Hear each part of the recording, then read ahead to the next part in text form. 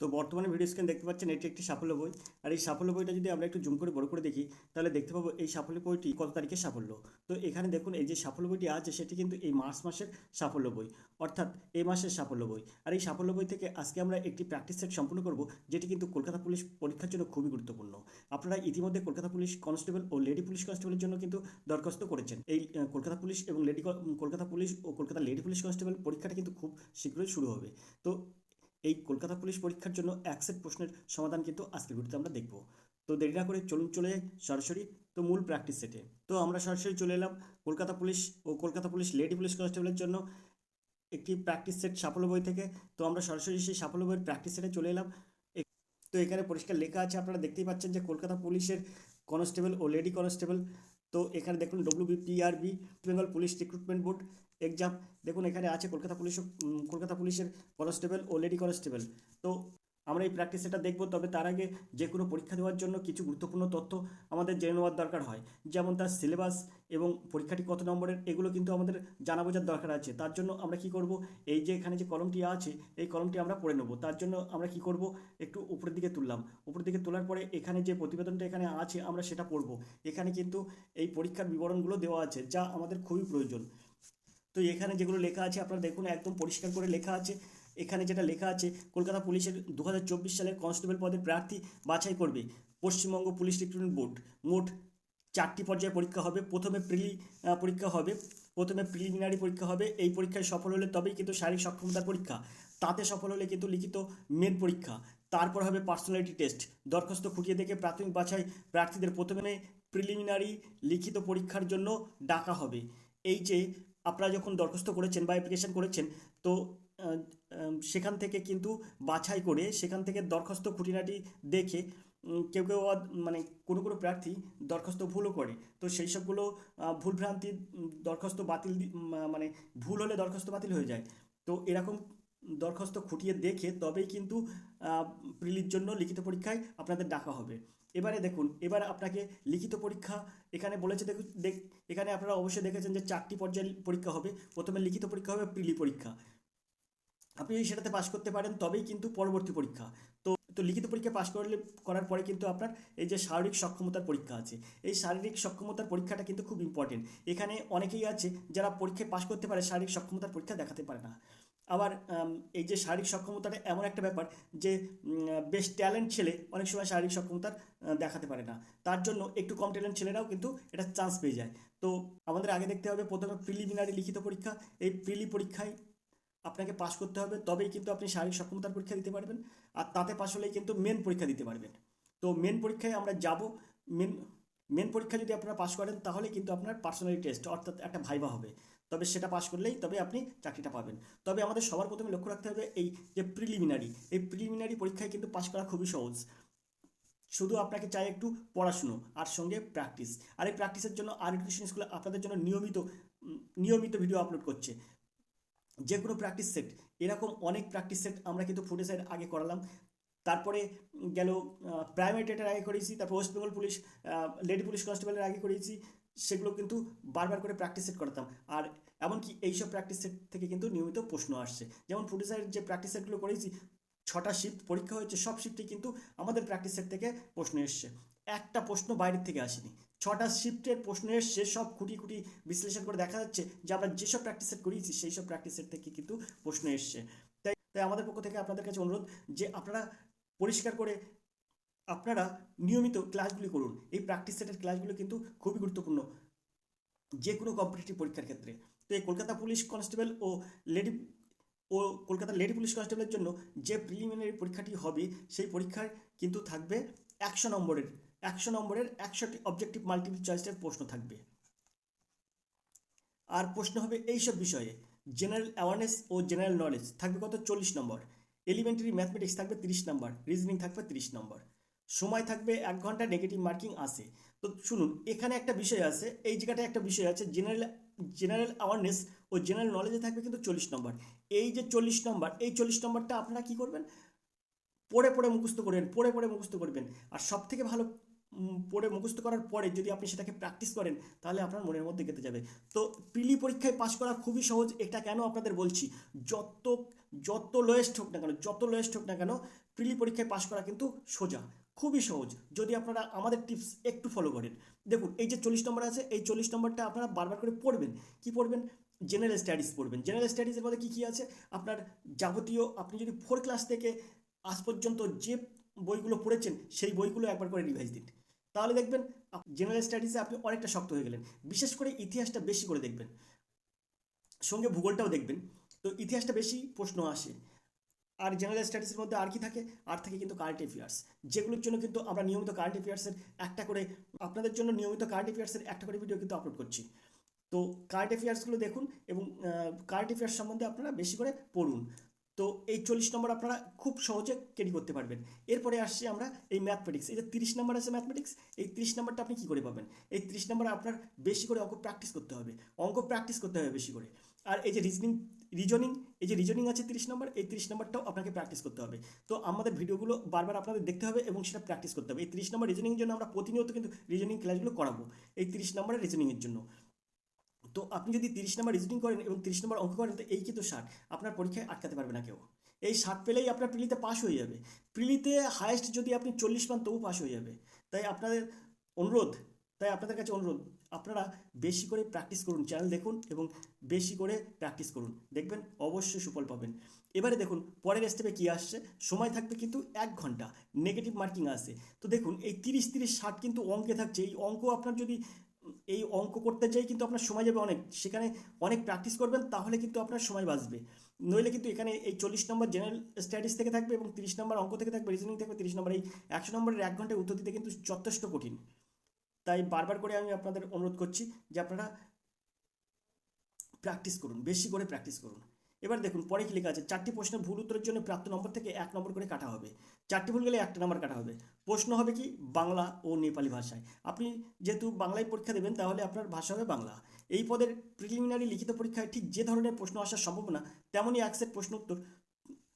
Set প্রশ্ন তৈরি করছেন প্রতিযোগিতামূলক পরীক্ষার বিশেষজ্ঞ প্রমা দাস।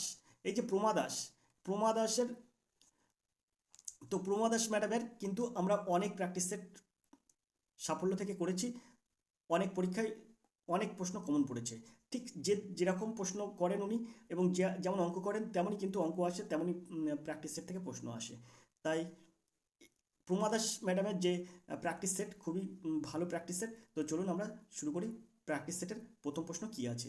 তো আমরা আজকে দেখব কিন্তু এই যে 40 নম্বর আছে, এই 40 নম্বর জেনারেল স্টাডিজের যে আছে সেই 40টা প্রশ্নের সমাধান করব। তো চলুন সরাসরি চলে যাবো প্রশ্নে। তো এখানে দেখুন একের দাগের প্রশ্ন আছে। একের দাগের কী প্রশ্ন আছে দেখুন।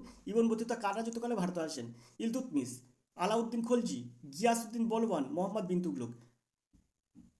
তো আপনারা সবাই জানেন ইবন বতুতা কিন্তু ভারতে আসেন কিন্তু মোহাম্মদ বিন তুগলকের সময় কিন্তু ইবন বতুতা ভারতে আসেন। এখন আমরা দেখব দুয়ের দাগের প্রশ্ন। নিচের কোন রাষ্ট্র থেকে ভারত সংবিধান সংশোধন প্রক্রিয়ার ধারণাটি গ্রহণ করেছে? তো এখানে অপশানগুলো আছে ব্রিটেন, মার্কিন যুক্তরাষ্ট্র, দক্ষিণ আফ্রিকা, জার্মানি।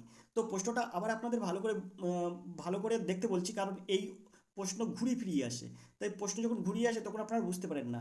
দেখুন এখানে প্রশ্ন আছে, দেখুন নিচের কোন রাষ্ট্র থেকে ভারত সংবিধান সংশোধন প্রক্রিয়ার ধারণাটি গ্রহণ করেছে?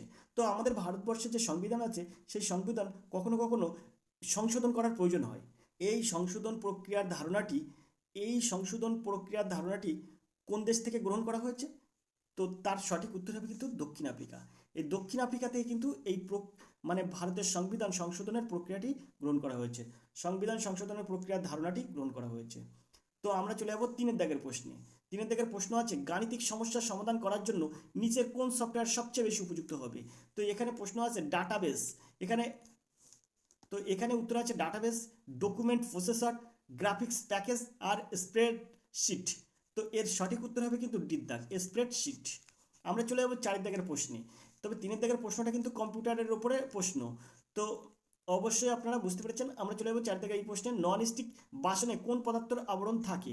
তো দেখুন এই প্রশ্নটার জন্যই আমার মনে পড়ে গেল ফুড এসের 6 সেশনে একটা প্রশ্ন পড়েছিল, লোহাকে দীর্ঘস্থায়ী করার জন্য লোহার উপরে কিসের আবরণ দেওয়া হয়? তো তেমনই এখানে এই প্রশ্নটা কিন্তু পড়েছে। দেখুন নন স্টিক বাসনে কোন পদার্থের আবরণ দেওয়া থাকে? তো আমরা এই প্রশ্নের সমাধানটা করব, তবে তার আগে এর অপশান কী আছে সেগুলো দেখব। তো চলুন চলে যাই ওই পেজে অপশান কী আছে। এখানে প্রশ্নটা ভালো করে মনে রাখবেন, নন স্টিক বাসনে কোন পদার্থের আবরণ থাকে। তো চলুন পরের পেজে। তো এখানে অপশান আছে দেখুন, পিভিসি, গ্রাফাইট, টেফলন, সিলিকন। তো নন স্টিক কড়াইয়ের আবরণ কি থাকে? তো নন স্টিকের বাসনের ওপরে আবরণ থাকে কিন্তু টেফলনের। সিদ্ধাগ হবে এর সঠিক উত্তর। চলে যাবো 5-এর দাগের প্রশ্নে। 5-এর দাগের একটা প্রশ্ন আছে দেখুন, কোষের আত্মঘাতী থলি বলা হয় লাইসোজোম, রাইবোজোম, নিউক্লিওজোম আর গোলগি বডি। তো অবশ্যই কোষের আত্মঘাতী থলি বলা হয় কিন্তু লাইসোজোমকে। লাইসোজোম হচ্ছে কোষের আত্মঘাতী থলি। চলে যাবো আমরা 6-এর দাগের প্রশ্নে। সিন্দ্রি ফার্টিলাইজার প্লান্ট কোন রাজ্যে আছে? ঝাড়খণ্ড, উত্তরপ্রদেশ, রাজস্থান, গুজরাট। তো এইটা এই সিন্দ্রি ফার্টিলাইজার প্লান্ট এটি কিন্তু আছে ঝাড়খণ্ডে, অর্থাৎ এর দাগ হবে এর সঠিক উত্তর। 6-এর দাগের সঠিক উত্তর হবে এর দাগ। চলে যাবো আমরা 7-এর দাগের প্রশ্নে। চিপকো আন্দোলনের অন্যতম নেতা কে ছিলেন? এখানে আছে পাণ্ডুরঙ্গ হেগড়ে, তারপরে সুন্দরলাল বহুগুণা, তারপরে আছে বাবা আমতে, মেধা পাটিকর। তো এখানে 7-এর দাগের সঠিক উত্তর কী হবে? তো 7-এর দাগের সঠিক উত্তর হবে চিপকো আন্দোলনের অন্যতম নেতা হচ্ছে সুন্দরলাল বহুগুণা, অর্থাৎ বিদ্যাগ হবে এর সঠিক উত্তর, সুন্দরলাল বহুগুণা। আমরা চলে যাবো 8-এর দাগের প্রশ্নে। 8-এর দাগের প্রশ্ন আছে পশ্চিমবঙ্গের কোন জেলায় পলাশির যুদ্ধক্ষেত্রে অবস্থিত? কোচবিহার, মুর্শিদাবাদ, নদিয়া, বীরভূম। তো এই পলাশির যুদ্ধক্ষেত্র এটা অবস্থিত কিন্তু এই নদিয়া জেলায়, অর্থাৎ সিদ্ধাগ হবে এর সঠিক উত্তর। তো আপনারা যারা নদিয়া ডিস্ট্রিক্ট থেকে দেখছেন তারা অবশ্যই আপনারা বলতে পারবেন, তবে অবশ্যই কমেন্ট করবেন। এটা কিন্তু পলাশির যুদ্ধক্ষেত্র দেখা যায় নদিয়া জেলায়। তো আমরা চলে যাবো পরের প্রশ্নে।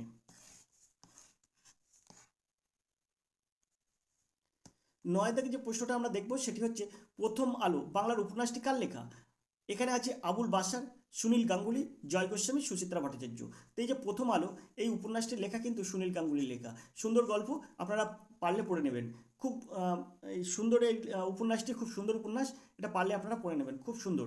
তো আমরা চলে যাবো 10-এর দাগের প্রশ্নে। তো 10-এর দাগের প্রশ্ন, ইরানি ট্রফি কোন খেলার সাথে যুক্ত? তো ইরানি ট্রফি আপনারা অবশ্যই জানেন ইরানি ট্রফি কোন খেলার সাথে যুক্ত। এখানে আছে ক্রিকেট, হকি, বাস্কেটবল, ফুটবল। তো অবশ্যই ইরানি ট্রফি কিন্তু ক্রিকেটের সঙ্গে যুক্ত। কি হবে? এর দাগ হবে সঠিক উত্তর। চলে যাবো আমরা 11 দাগের প্রশ্নে। MAB এর পুরো কথাটি হলো, MAB এর পুরো কথাটি কি?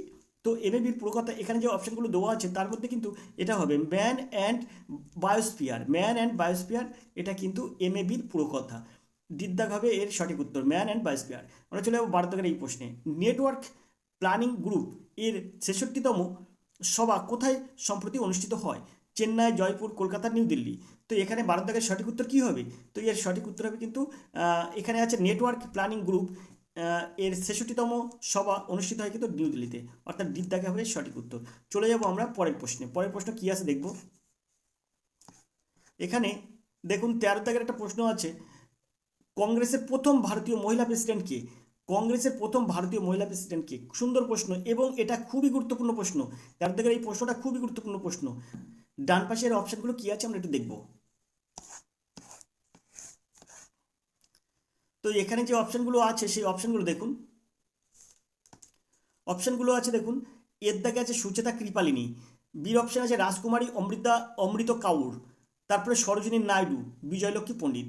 তো জাতীয় কংগ্রেসের প্রথম ভারতীয় মহিলা কিন্তু এই সরোজিনী নাইডু। জাতীয় কংগ্রেসের প্রথম ভারতীয় মহিলা সরোজিনী নাইডু। সরোজিনী নাইডু এনাকে কিন্তু কি বলা হতো? এনাকে কিন্তু বলা হতো ভারতের কোকিলা, অর্থাৎ ভারত কোকিলা নামে পরিচিত। এছাড়াও ওনার একটা ইংরেজি নাম আছে, ইংরেজি নামটা কি অবশ্যই আপনারা কমেন্ট করবেন। আমরা চলে যাব 14 দাগের প্রশ্নে। বৃষ্টির দিন রামধনু দেখতে পাওয়ার জন্য নিচের কোন ঘটনা দায়ী? বিকিরণ, ইন্টারফারেন্স, বিচ্ছুরণ, প্রতিফলন। তো এই বৃষ্টির দিনে যদি রামধনু দেখা যায় তো রামধনুর জন্য এই যে রামধনু আছে এই রামধনুর জন্য দায়ী কিন্তু সবসময় আলোর বিচ্ছুরণ কিন্তু রামধনুর জন্য দায়ী। আমরা চলে যাব 15 দাগের প্রশ্নে। পক্ষী সম্বন্ধীয় বিজ্ঞানের পোশাকি নাম কি? অর্থাৎ পক্ষী সম্বন্ধীয় বিষয়কে কি বলা হয়? জিওলজি, জুলজি, পোমোলজি আর অরিনিথোলজি। তো এর সঠিক উত্তর হবে কি? পক্ষী সম্বন্ধীয় বিষয়কে কিন্তু বিজ্ঞানী ভাষায় অরিনিথোলজি বলা হয়। দিদ্দাগ হবে এর সঠিক উত্তর, অরিনিথোলজি। আমরা চলে যাবো 16 দাগের প্রশ্নে। 16 দাগের প্রশ্ন দেখবো, তবে তার আগে প্রশ্ন একটু উপরের দিকে তুলবো।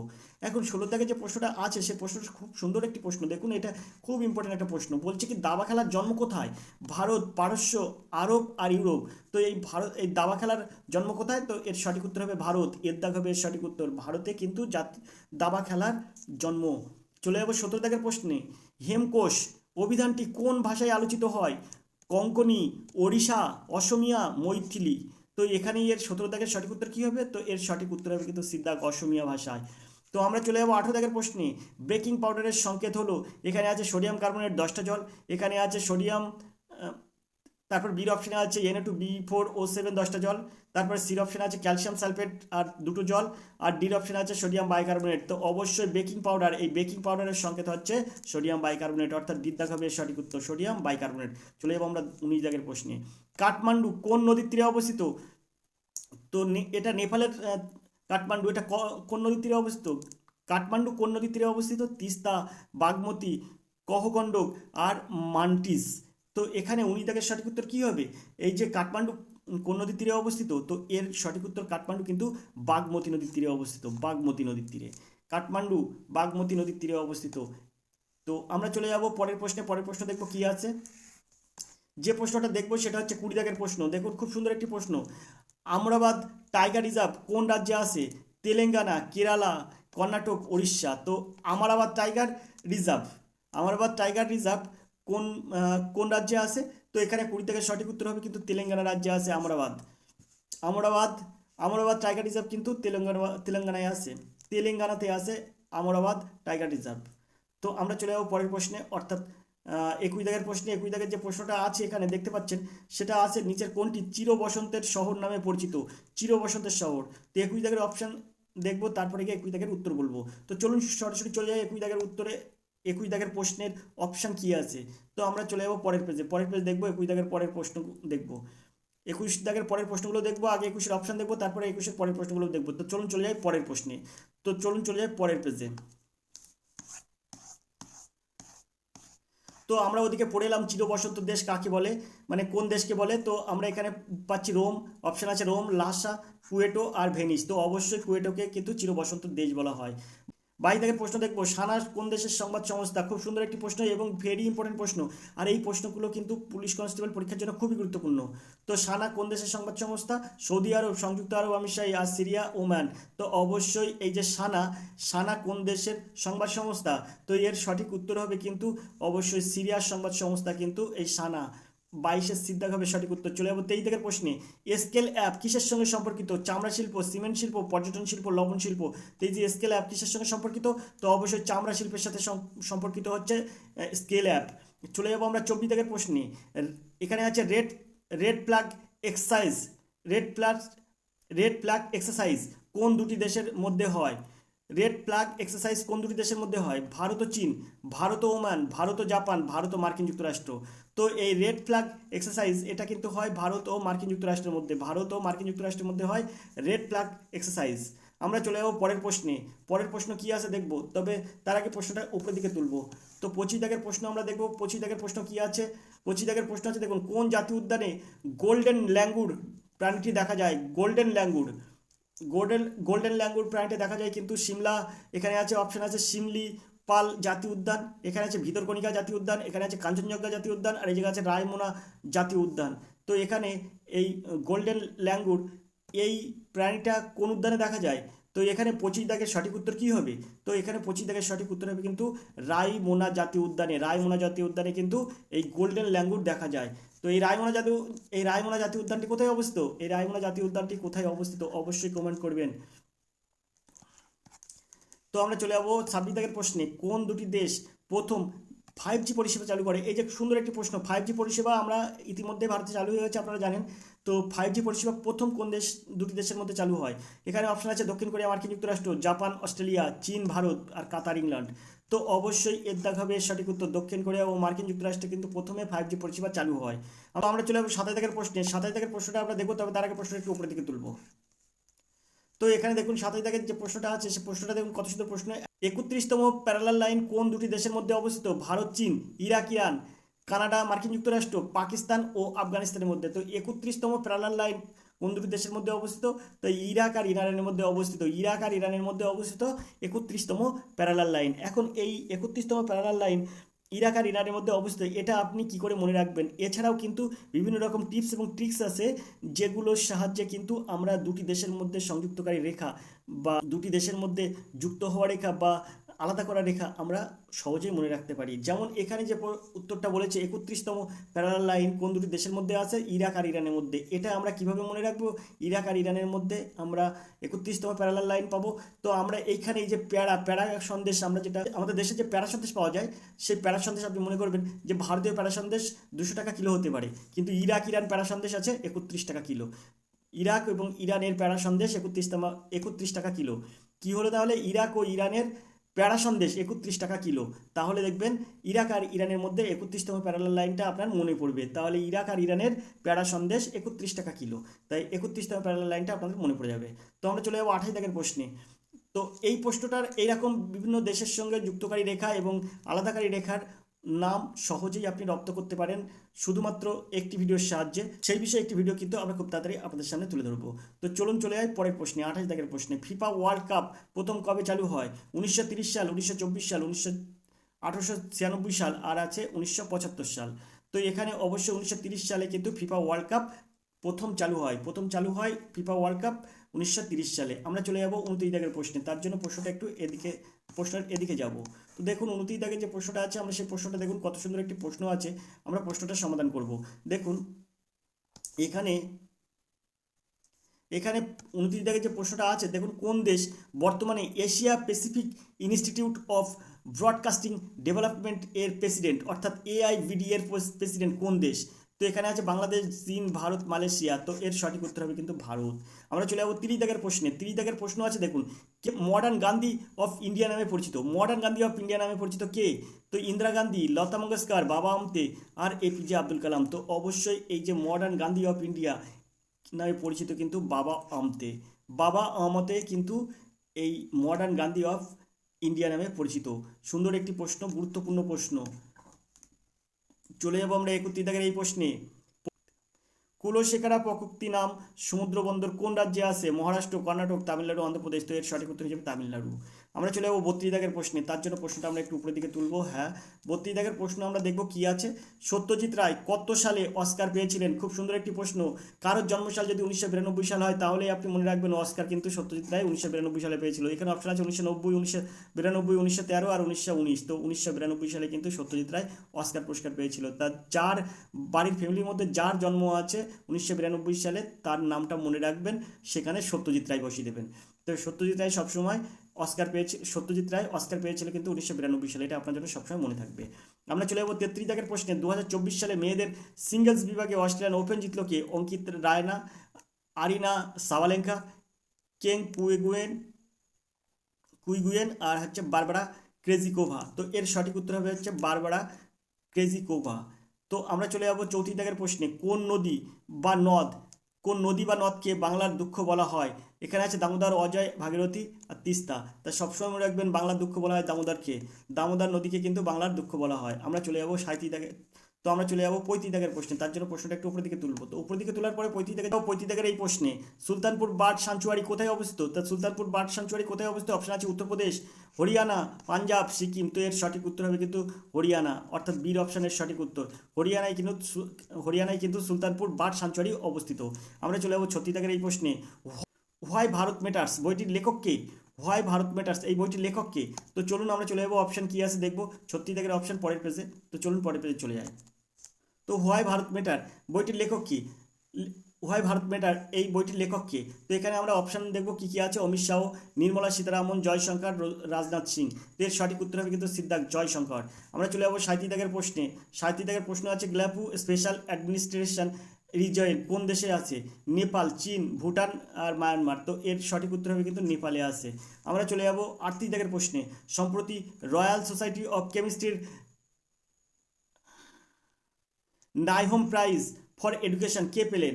এখানে আছে সবিতা লাদাগে, সঞ্চিতা প্রসাদ, রাজেশ্বরী শ্রীধর আর পুষ্পক ভট্টাচার্য।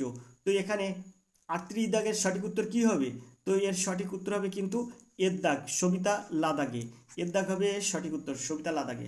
চলে যাবো 39 দাগের প্রশ্নে। কত সালে প্রথম বিশ্বযুদ্ধ শুরু হয়? 1905, 1939, 1914, 1927। তো প্রথম বিশ্বযুদ্ধ শুরু হয় কিন্তু 1914 সালে, আর সেটা শুরু হয় 1914 সালের 28শে জুলাই কিন্তু 1914 সালের 28শে জুলাই প্রথম বিশ্বযুদ্ধ শুরু হয়। 1914 সালে 28শে জুলাই। আমরা চলে যাবো 40 দাগের প্রশ্নে, তবে প্রশ্নটা আমরা উপরের দিকে তুলব। তো আমরা দেখব 40 দাগের প্রশ্ন, একামরা প্রজেক্টটি কোন রাজ্যের? একামরা প্রজেক্টটি আছে পশ্চিমবঙ্গ, মধ্যপ্রদেশ, উড়িষ্যা, কর্ণাটক। তো এর সঠিক উত্তর হবে কিন্তু একামরা প্রজেক্টটি আছে কিন্তু এইখানে উড়িষ্যায় আছে, সিদ্ধাভাবে এর সঠিক উত্তর। আশা করি আপনারা বুঝতে পেরেছেন। তো এই ছিল 40টা প্রশ্ন। এখানে যে আপনারা নিচের দিকে দেখতে পাচ্ছেন এগুলো আছে রিজনিং। তো রিজনিংয়ের ভিডিও কিন্তু এই ভিডিও ডেসক্রিপশন বক্সে দেওয়া থাকবে। তো এই ছিল 40টা প্রশ্ন। আরও প্রশ্নের সমাধান পেতে এবং এরকম প্র্যাকটিস সেট পেতে অবশ্যই চ্যানেলের দিকে নজর রাখুন। আমরা কিন্তু নিয়মিত পিএসসি ক্লার্কশিপ পরীক্ষার জন্য প্র্যাকটিস সেট আপনাদের সামনে নিয়ে আসছি। এছাড়াও কিন্তু এই কলকাতা পুলিশ কনস্টেবলের জন্য কিন্তু নিয়মিত প্রশ্ন আপলোড করছি। আর এছাড়াও কিন্তু ওয়েস্টবেঙ্গল পুলিশ পরীক্ষা যারা দেবেন তাদের জন্য কিন্তু ক্লাস শুরু হচ্ছে। আর এই যে নিচের যে রিজনিংগুলো আছে সেই রিজনিংগুলো কিন্তু পাবেন এই ভিডিও ডেসক্রিপশন বক্সে। তো একসঙ্গে আমরা 40টা প্রশ্ন উত্তর দিলাম, আর বাকি 30টা অঙ্ক এবং 30টা রিজনিং প্রশ্নের উত্তর কিন্তু পরের ভিডিওয় দেবো। তো চলুন আজকের ভিডিও এই পর্যন্ত, দেখা হয় পরের ভিডিও। ততক্ষণ আপনি ভালো থাকুন, সুস্থ থাকুন। ধন্যবাদ, আপনার দিন শুভ হোক।